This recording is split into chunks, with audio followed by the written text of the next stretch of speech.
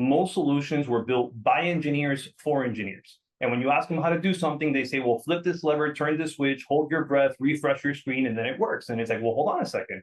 My customer is a doctor, a lawyer, a baker, right? They don't want to do that. My tier one people can't get into that back end. It's got to be simpler.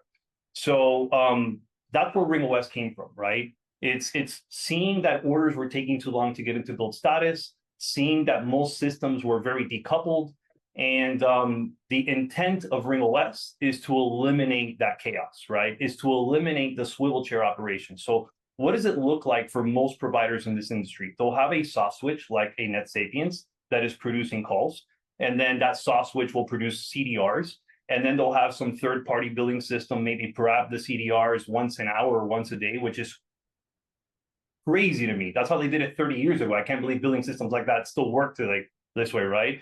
And then they have to, log into their soft switch to provision some services, log into a billing engine to bill those services. By the way, your salespeople are quoting stuff. They're just making things up because us sales guys, we're the worst. We'll just sell anything at any price, any name, doesn't matter. We're trying to get the deal closed. Let support worry about that. And all of that was a disaster, right? And then when it comes to provisioning your services, you're logging into one carrier portal to buy your DIDs, another carrier portal to do your 911, your scene name, your registrations, all that stuff. So I said, this is chaos. I want to build a system that was made by salespeople for salespeople. So we actually drew out what the user experience should be like, literally from quote to payment of the invoice and everything in between. And once we drew out that experience, we then said, make the tech do this.